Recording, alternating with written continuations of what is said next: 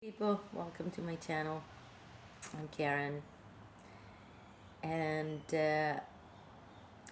when you sun gaze, you get some wisdom from the sun as well, and you see through things.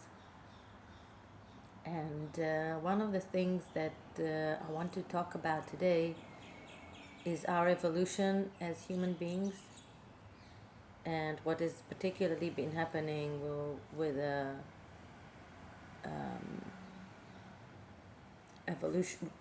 evolution that we're going through now, the high tech, the technological revolution, and how that is impacting our lives.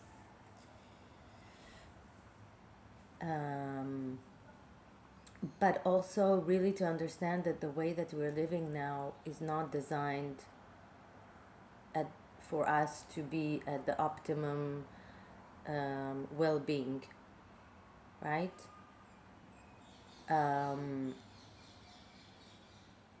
So if we think about it, the moment the way that our society works right now is that people are isolated in their homes in big cities, right? And the connection to other people has been disrupted. We don't have the people that nurture us like we do when we have a community. And for example, you see in a lot of cities, mainly you see this in cities, you have homeless people because the community is not there to take care of them when they need it, right? So that is one aspect, right? The other aspect is that we have also become very defensive with one another because we live in big towns and we cannot know everyone, yes? Maybe we can have 1,000 people that we really deeply care about, right? That's what the human person can, like really be at one, like for so many people at a time. But normally people have, their set of friends, their set of people who are valuable to them. And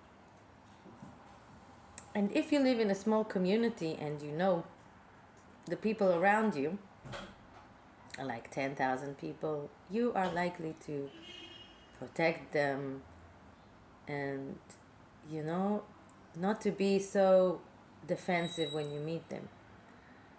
But when it's such a big city and so many people, you have to shut yourself down. And so we shut ourselves down because we can't take all that, and then what happens is that we get into fearful thoughts, and we cannot trust other people, and also we cannot go through like the healing. Actually, no, I'm not going to say that because it's part of the healing for us to isolate as well. So there is good and bad, but just talking about the optimal way of society, how it should operate, the optimal way. Another reason why this is not optimal, the way that we're living now, it's not optimal because you as a human being are having less and less say on your life. You're feeling less and less empowered on your life because there are things that are outside of you, talking about a country, talking about a world, talking about taxation, talking about whatever is going on in your personal country. And you don't have a say on these laws. You don't have a say on them.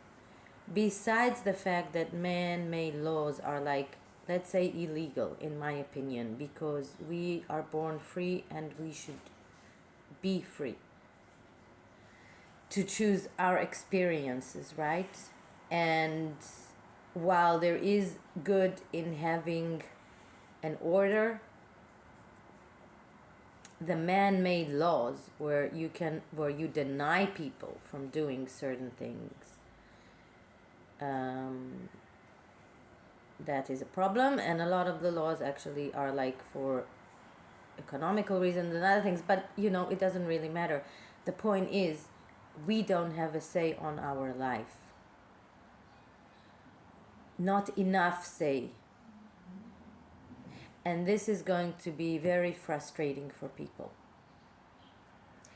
And people would want to get their power back, because this is how nature goes. So what will happen in the end, I believe,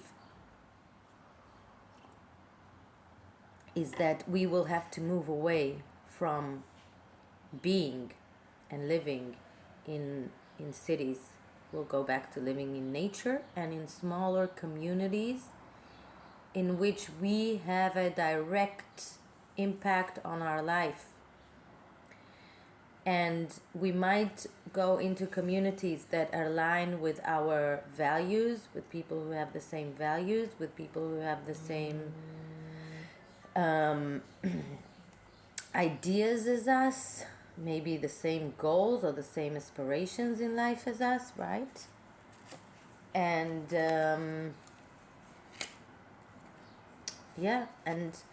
and that is what I believe the future will be. But because we are so caught up in the way things are structured now, and the governments are actually controlling everything, right? So if you think about it, how does it work? You as an individual person, you think that the government is actually working for your benefit. That's how it's supposed to work. It's supposed to make laws for the people, right? Wrong. Because what happens in the actual is that they make the laws for the people who pay them. Okay? So actually they are making the laws for the companies. So we saw that in COVID, that you have to get a vaccination enforcement was actually an economical idea behind that, right? And this is in everything. Well, you say, why don't we have electric cars, right? We should have electric cars. Why should we pay so much tax? No, right? It's economical.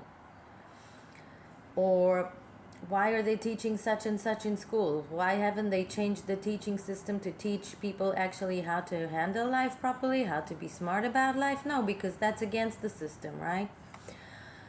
But the problem is that we are all part of this system, right? We are all caught up in the system, which is we work in some place. We might be a teacher, we might be a banker, we might be a government worker, we might be any of those, right? Anything, it doesn't really matter. Anything that you do is part of that system that is still making people feel powerless and still taking our money, our freedom, our independent thinking, right? And just trying to control that or limit that. That's what the government is trying to do because of the economical interests. And a lot of people can see through that now, and causing wars that we know 90% of the people don't want wars. So why are wars happening? Why? Because there is an economical reason, and people need to get straight about that and honest about that and know that they are being fooled, and see through that and stop that.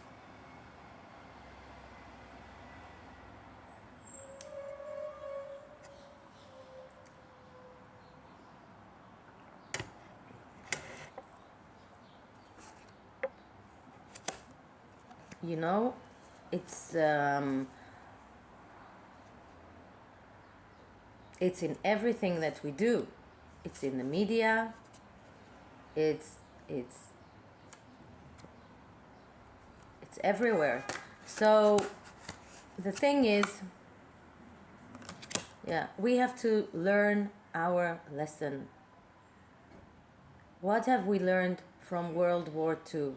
What have we learned from World War One? This is what they've been like brainwashing us with, right, in school. World War II, it will not happen again, it will this, it will that. But people are still following whatever the government is saying. Use your discernment. Use your discernment. And for the people who used their discernment, like not taking the COVID vaccination, they were attacked. But that is what is using the discernment is. And if we're still having wars, then what is going on? Have we learned our lesson? Have we learned our history lesson? Are we still going to buy into the idea that we're hated, that this is the only solution? Or can we think of a new reality to bring to this planet Earth? A reality of peace.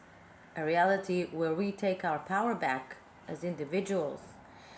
What I'm talking about is, I think it's a process that is going to happen, and obviously for the majority of people who live in towns, this will still take some time, and it will still take some time for people to see through this.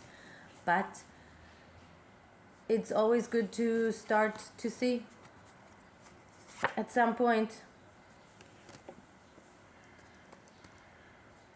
The thing is that it's the most difficult thing to do, because it's like a 180-degree switch in people's mind to think that the people that they trusted more, the government, most have been betraying them. And it's not like you can say, oh, that person has betrayed. It's not. It's just the system works like that. But we give our faith. And it's good that we give our faith, but it's also good that we see. And it's also good that we take our power back and we don't give it to people who give us empty promises all the time, yeah? Empty promises, there we go. Empty promises. It's on purpose that they do these empty promises, because they don't want to give us anything. They want to give it to the people who pay them. And we have to let go of the other ideas and start working on building a new platform where we can live in. Like, for example, in Israel, there are like communities of people who have, and it's all over the world now happening, right? You see these people who are going into communities and they have their own electricity and they're trying to live off grid and all that kind of thing. So that's like just one example, and there are many other examples of like different towns and villages around the planet who have special communities, right? Yeah, see, another card. There is a lot of injustice in the politics situation. Yeah, we cannot continue to live like that. It's not with harmony with the planet. So that's why destruction happens and regeneration. And human beings don't take it personally on the political level. Like, just try to not to identify with being on this side of the war or that side of the war. It's like not interesting. Try to observe it as a phenomena of itself, as an experience of evolution, as a phenomena of, like, observe it as an evolutionary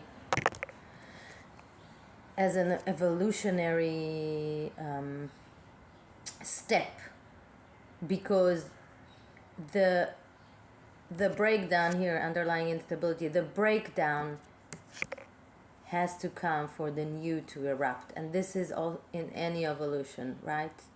We always have the revival, the death, the revival, the new coming. And human beings will find a new way to live in. And I wish you a very nice day.